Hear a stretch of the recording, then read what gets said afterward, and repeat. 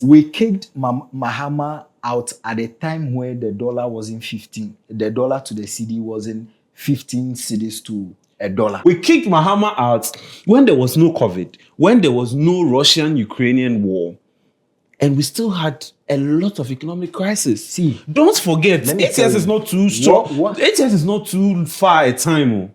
And yes, even President Mahama said we have short memory. Do you have? This time, I come back to the job with experience, and I'm going to hit the ground running. And so even though 4 years is short, I believe that in 4 years, we can reset our country. And there are objectives that one wants to achieve. I believe that in 4 years, we can begin carrying out constitutional reforms and reviewing our constitution. And that is an objective that I believe I will put myself to and we can achieve in 4 years. In 4 years, we can begin to turn around our economic fortunes and stabilize the economy. I don't say that it will become a land of prosperity, but at least we'll turn around the decline, stabilize the economy, and put it back onto a path of growth. In 4 years, I believe that we can ameliorate and alleviate a lot of the hardship our people are facing currently. Because in stabilizing the economy and stabilizing the currency, we can reduce inflation and reduce some of the hardship that our people are facing. Sunday on 7th of July, President Mahama, ex-President Mahama, held a press soiree where he detailed and outlined some objectives to reset the country. And I want us to look at these objectives and see whether they are feasible or just another politician trying to woo Ghanaians to vote for him. And then we look at the general, view of the press soiree and all of that. Now, if you look, he spoke about establishing a strong fight against corruption is one of his objectives. Carry out constitutional reform, stabilize the economy and put it back on the path of growth. Reduce the hardship on Ghanaians by curbing inflation and other economic factors that bring hardship. And improve infrastructure by implementing what they called the big push. And what is the big push? They said the big push, they want to invest $10 million over 5 years into infrastructure. And this will include bridges, roads, and all the essential infrastructure that a country will need to run. So it's one of the things he's going to do. And he's also going to implement the famous 24-hour economy. So these are some of the objectives he intends to use to reset the country and put it on the path of growth. What do you make of this? I'll reserve my comments for now. Okay, so generally analyzing what I watched on Sunday, I was telling you behind the scene that the former president is a good orator. Yeah, he speaks so well. He's a communicator. So I watched him, and I can watch him for hours and not get tired. I gave it to him. Okay. But as to whether the substance of the meeting, if I agree or believe him to execute or 90% of what he says he will do, I'm not too sure. Why are you not too sure? Because of the era we are in. Okay. We have been in a country where if people want power, they will promise you heaven and earth just to get you to vote for them. Okay. Heaven on earth, just to get you to vote for them. So these are just mere promises? I wouldn't say these are mere promises, but you see, the gathering of media personalities, I'm not sure we wanted to see anything other than what we saw or heard. He's coming to... you know what? Let me catch you right there. First off, I want to laud Mahama for even gathering all the pressmen in one room. Why am I lauding him? When was the last time the sitting government even met the press to account to the people? There you go again. We've not had that. Never ends. No, it never ends. This is not about comparison. I am telling you that we have a sitting government that haven't met the press in years. And this is a past president who is out of government, who has subjected himself with no like fully. What does he have to lose? He has his He intent. has nothing to lose by meeting the press because he is not in charge of the affairs of the country. So if you have nothing to lose, why is it that this current government have not met the press? But that they may have their being said, reasons, fine. but that is not even a point So to I'm say saying that I'm the saying current that government I is not laud- subjecting itself I laud to be asked Mahama- questions by the media. I laud Mahama for doing something that Akufo-Addo and this current administration is unable to do. And if you look at some of the objectives he has outlined, for me, I say it is feasible. Why? Because these are not promises that look like they are unattainable. Why am I saying that? If you look again, I don't want to do comparison, but we were in this country when some people told us that every constituency will have $1 million. When we come, we'll give you one district, one factory. And even all these, aside these promises, we all agree that if we are scoring them, we will score them very poorly. And that is why even Bawumia, for the first time, a sitting government is campaigning against his own government, saying that we would change things that my government is implementing now. That should give you he is the vice president an and indication not of the how president. bad governance has been under this government. He is the vice president and not the president. So A lot what of the is then decisions- expected of him? That he would continue what his boss has done. Government is continuing. No, that is what Right? you expect Right? of him. But priorities might be different. We don't know. Maybe we have the vision statement of Bawumia when he delivered it at the UPSA auditorium. His vision is clearly different from what Akufo-Addo brought in 2016. Do you agree? No. Did you listen to Bawumia at the UPSA auditorium? Yeah. I heard. Yes. So you see that this is a guy who wants to ride on the digitalization, ride on industrialization and other things just to move the country forward. The approach of Akufo-Addo and Bawumia cannot be the same. Mind you, Akufo-Addo, he's 80 years? Some of these things, I am sure Bawumia sits him down to explain things to him, say, let's do this because this will be the end goal. Let's do that because this will be the end goal.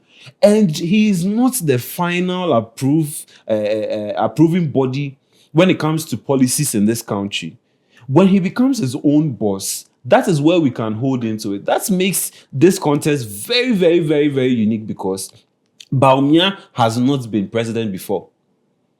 And we have President Mahama, who has been a president before. So your point So is, my point is, a lot of the things he's saying he will do today, I'm beginning to think it is because he wants our votes. That is His Excellency John Dramani Mahama. It's because he wants our votes, because if you listen to him carefully, a lot of the things he's promising us or promising to do for us when he comes, he had the opportunity to do it. He didn't. That is why he was kicked out. All of a sudden, he has learned his lessons in 8 years and he wants to transform the country overnight. We kicked Mahama out at a time where the dollar wasn't 15. The dollar to the CD wasn't 15 cedis to a dollar. We kicked Mahama out when there was no COVID, when there was no Russian-Ukrainian war, and we still had a lot of economic crisis. See, don't forget, 8 years is not too short. 8 years is not too far a time. And yes, even President Mahama said we have short memory. Do you have short memory? Well, I don't have short memory. Look, we're in this country when a minister of state who is supposed to not go into private business and all of that is buying hotels that is to make money for pensioners. Hold on. We're buying states. Let me finish. Let me make my point. Then you come in. Okay. We were in this country when $1 million was found under the bed of a minister of state sanitation. And Mahama is saying that, look, I will put $10 million into infrastructure over 5 years. And you think that promise is not feasible and that he's just making promise to win votes? I believe so, and I still stand by my point. Another thing during But the your press, government was able to, your minister of sanitation, they gave him $43 million. He said that was what he used to dredge the Odo River. And you know we are in rainy season. And when it rains, it's still flooding there. And she said she used $43 million for that dredging. Yet we go and find $1 million under your bed. And all of these things. These are two parallel issues. So if a man like this, you see, something like, hold on. Let's deal with the issues one after the other. Hold on. Something like this happened under Akufo-Addo. And what did he say? He said that when the investigative bodies investigate her, she will be exonerated and her name will be intact. How do you say that? When even investigation has not commenced, you have concluded the outcome of the investigation. Is this a man that can fight corruption? And you are comparing. Hold on. Do you know why I say you have a short memory? Hold on. And we were in this country. I'm coming. Before you come, a minister of state went to Brazil for World Cup. When he was investigated and found guilty of some of the things he did wrong, we had the president moving from the sports ministry into his armpits at the Flagstaff House. We are comparing. Don't ask. 8 years is not far a time. Who has this man jailed in his administration for all the myriad of corruption happening now? The myriad of corruption. So if something happens now, and the president refers it to the appropriate security agency, he's supposed to tell them what to do. Do you know what he does? Is that what we are reducing our institutions to? Do you know what he does anytime he refers to investigative bodies? He already defines the outcome of the investigation even before he refers it. I cannot agree with that. That's what he does. I don't agree. I don't agree. We are comparing this to a man. To a man who jailed his own friend and colleague, Abu Gapele. It was for the cameras. So if this man tell you he will fight corruption against a man who even finding $1 million in a minister, even that one in itself is illegal. You're not allowed to have that huge amount of money physically. As a person, even with you physically, it's against the laws. And then you find something like that. And till today, you know who they are pursuing? Rather the housemaids who stole the money that she They stole it. Is that a good thing? So you stealing someone's money, is that a good thing? Is that what you are preaching on this platform? That is not what I am preaching, but I am preaching what I'm saying is that I don't, canker and rot in this government as compared to someone. Here asked a very that is why he's unable to meet the press. Sewa Amihe asked a very sensitive question. And did you see how he used finesse and style to dodge the question? I mean, I saw how he answered. So were you satisfied with it? Finesse and skill. You tell me. Were you satisfied?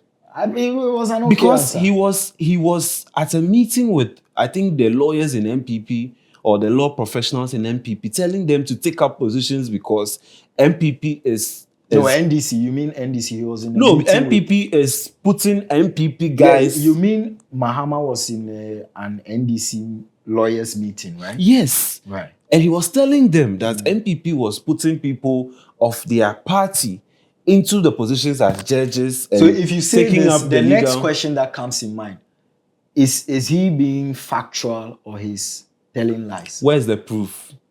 Which judge can you say on authority that he's MPP or she's MPP? I don't think I'm in a position to know. Yes. Another but thing, maybe the 24 hours economy, maybe he is I am in a position to know that. I am not convinced with this answer for the 24-hour economy. Why? I just do not understand that policy, if you ask me. Okay. Because if truly it is just about working 2 shifts or working 24 hours, then I think some people are already doing that. Well, viewers, do you agree that this is just a ploy to deceive Ghanaians and get their votes, or these are actual objectives that are feasible and attainable? Let us know in the comment section. And whilst you are at it, don't forget to recommend this channel to your brother, loved ones, family, everyone. This is Sauce and Pepper. Kingsley, yes. What do you have to say finally? Finally, I think it was a good meeting. He speaks well, like I said. I can listen to him all day. Right. But as to the things I expected to hear, that when he comes, it will be different, I didn't get that. Okay. Well, I was proud that he opened his doors to the media, something we haven't seen in a while now by this government, which they should be doing because they are accountable to the people. Only through press conferences or meet the press? Well, if even aside meet the press, how have they been That's a able non-starter. to? How It's have they about been able approaches. to get to It's the about people? approaches. How have they been able to account if to the you people? release a statement and you They are communicate the same thing, why do you have to evading- meet the press? They are evading accountability. This is Sauce and Pepper. So next time, we're out.